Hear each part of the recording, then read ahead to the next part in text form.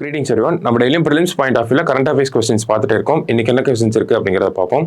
First question, which of the following organisation passed a resolution calling for ceasefire in Gaza during Ramzan அப்படின்னு கேட்டிருக்காங்க. ரம்ஜான் காலத்தில் காசாவில் போர் நிறுத்தத்திற்கு அழைப்பு விடுக்கும் தீர்மானத்தை எந்த அமைப்பு நிறைவேற்றியது அப்படின்னு கேட்டிருக்காங்க. ஸோ எந்த அமைப்பு அப்படின்னு பார்த்தோம்னா யுனைடெட் நேஷன்ஸோட செக்யூரிட்டி கவுன்சில், ஐநா பாதுகாப்பு கவுன்சில் தான் இந்த ஒரு தீர்மானத்தை நிறைவேற்றியிருக்காங்க.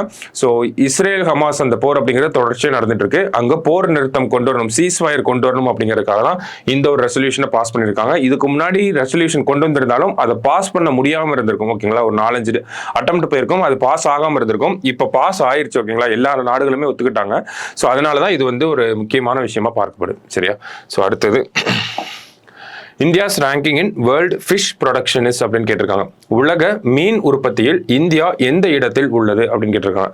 இந்தியாவோட இடம் என்ன அப்படின்னு பார்த்தோம்னா 3வது இடத்துல இருக்கும்.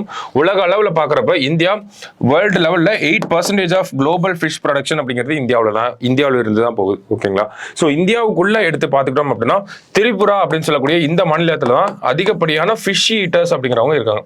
மீன் அதிகமாக சாப்பிடக்கூடிய மாநிலமாக திரிபுரா இருக்கு. கம்மியாக சாப்பிடக்கூடிய மாநிலமாக ஹரியானா வந்து இருக்குங்களா. ஸோ ரீசெண்டா ஐகார் அப்படிங்கிறவங்க ஒரு ரிப்போர்ட் ரிலீஸ் பண்ணியிருந்தாங்க. அந்த ரிப்போர்ட்டை பேஸ் பண்ணி தான் இந்த விஷயங்கள்லாம் நம்ம பார்க்குறோம். சரியா? ஸோ அடுத்தது, how many degrees Celsius could the temperature set by the Paris Climate Agreement be higher than pre-industrial levels? அதாவது pre-industrial levelsக்கு அது ஒரு பேஸ்லைனா வச்சு அதுல இருந்து எவ்வளவு டெம்பரேச்சர் இன்க்ரீஸ் ஆகலாம் அப்படிங்கிற கேட்கறாங்க. எதன் அடிப்படையிலனா பாரிஸ் கிளைமேட் அக்ரிமெண்ட் அடிப்படையில். பாரிஸ் பருவநிலை ஒப்பந்தத்தின்படி நிர்ணயிக்கப்பட்டிருக்கும் வெப்ப அளவு தொழில் புரட்சிக்கு முந்தைய அளவை விட எத்தனை டிகிரி செல்சியஸ் வரை அதிகம் இருக்கலாம் அப்படின்னு கேட்கிறாங்க. ஓகேவா?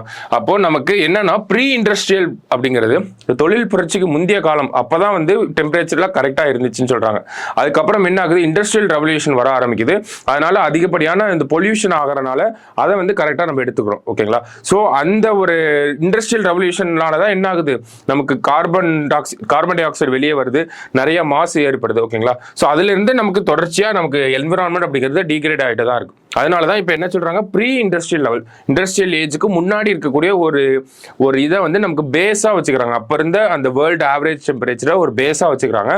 அந்த பேஸ் டெம்பரேச்சரை வந்து எக்ஸ்ன்னு எடுத்துக்கிட்டோம்னா அதுல இருந்து எவ்வளவு இன்க்ரீஸ் ஆகலாம் அப்படிங்கிறது தான் பாரிஸ் கிளைமேட் அக்ரிமெண்ட்ல பேசியிருப்பாங்க. ஓகேவா, ஸோ அது பேஸா ஒரு டெம்பரேச்சர் இருக்கு, அதுல இருந்து எவ்வளவு வரைக்கும் இன்க்ரீஸ் ஆகலாம், 1.50 டிகிரி செல்சியஸ் வரைக்கும் இன்க்ரீஸ் ஆகலாம். ஓகேங்களா, இப்போ பேஸ் கிளைமேட் அப்படிங்கிறது ஒரு எக்ஸ்ன்னு எடுத்துக்கிட்டோம், ஒரு 100ன்னு எடுத்துக்கிட்டோம்னா அதுல இருந்து ஒரு 1.50 டிகிரி செல்சியஸ் இன்க்ரீஸ் ஆகலாம். அதுதான் வந்து இந்த பாரிஸ் கிளைமேட் அக்ரிமெண்ட்ல பேசியிருப்பாங்க. ஓகேவா, 2015 COP21 நடந்திருக்கும், அங்க போடப்பட்ட அக்ரிமெண்ட் தான் இது. ஓகேங்களா, பாரிஸ் கிளைமேட் டீல் அப்படிங்கிறத சொல்லுவோம். ஓகேவா, ஸோ இதை எதுக்கு இப்போ பார்க்குறோம் அப்படின்னா 2023 அப்படிங்கிறது, ஓகேங்களா, WMO அப்படின்னு சொல்லுவோம், வேர்ல்டு மெட்ரோலஜிக்கல் ஆர்கனைசேஷன் 2023 வந்து வேர்ல்டுலேயே ஹாட்டஸ்ட் இயர் அப்படின்னு சொல்லியிருக்காங்க. ஓகேங்களா, பதிவு பண்ணப்பட்ட வரலாற்றிலே மிகவும் வெப்பமான ஆண்டாக எது இருந்துச்சு அப்படின்னா 2023 இருந்துச்சு. இந்த 2023 அந்த சொல்றோம் இல்லையா, ப்ரீ இண்டஸ்ட்ரியல் லெவல்ஸ்ல இருந்து 1.50 வரைக்கும் போய்க்கலாம் அப்படின்னு சொல்லி, அந்த 2023 டெம்பரேச்சர் எப்படி இருந்திருக்கும்னா ப்ரீ இண்டஸ்ட்ரியல் லெவல்ல இருந்து தொழில் புரட்சிக்கு முந்தைய காலத்துல வந்து ஒரு அடிப்படையா வச்சு பாக்குறப்ப ப்ரீ இண்டஸ்ட்ரியல் லெவல்ல இருந்து 1.45 டிகிரி செல்சியஸ் வரைக்கும் போயிருக்கு. ஓகேங்களா, ஸோ ஆல்ரெடி நம்ம டார்கெட்டே என்னன்னா 1.50 கட்டுப்படுத்தணும் அப்படிங்கிறது. ஆனா இந்த 2023 என்ன ஆயிடுச்சு, 1.45 வரைக்கும் போயிருச்சு. இதுக்கப்புறமும் நமக்கு இன்க்ரீஸ் தான் ஆகும் அப்படிங்கறத சொல்லியிருக்காங்க. ஸோ அந்த ஒரு அடிப்படையில தான் இந்த ஒரு கொஸ்டினை பார்த்திருக்கோம். சரிங்களா, ஸோ அடுத்த question, theme of the world TB day 2024 அப்படின்னு கேட்டிருக்காங்க. உலக காசநோய் தினம் 2024 கருப்பொருள் என்ன அப்படின்னு பார்த்தோம்னா as we can end TB அப்படிங்கிறதா இந்த வருஷத்துக்கான கருப்பொருளா இருக்கு. ஓகேவா, so last question, Asia's largest tulip garden open recently is located in அப்படின்னு கேட்டிருக்காங்க. ஓகேவா, ஆசியாவின் மிகப்பெரிய துலிப் தோட்டம் சமீபத்தில் எங்கு திறக்கப்பட்டது அப்படின்னு கேட்டிருக்காங்க. ஸோ எங்க அப்படின்னா ஸ்ரீநகர்ல.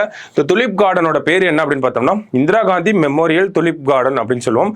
சமீபத்தில் திறக்கப்பட்டிருக்கு. ஓகேங்களா, ஸோ ஸ்ரீநகர் அப்படிங்கிறது தான் கரெக்ட் ஆன்சர். ஓகேவா, ஸோ இன்னைக்கு ப்ரிலிம்ஸ் பாயிண்ட் ஆஃப் வியூல ஒரு 5 கொஸ்டின் பார்த்துருக்கோம். நாளைக்கு இன்னொரு 5 கொஸ்டின் லிமிட் பண்ணலாம். தேங்க்யூ.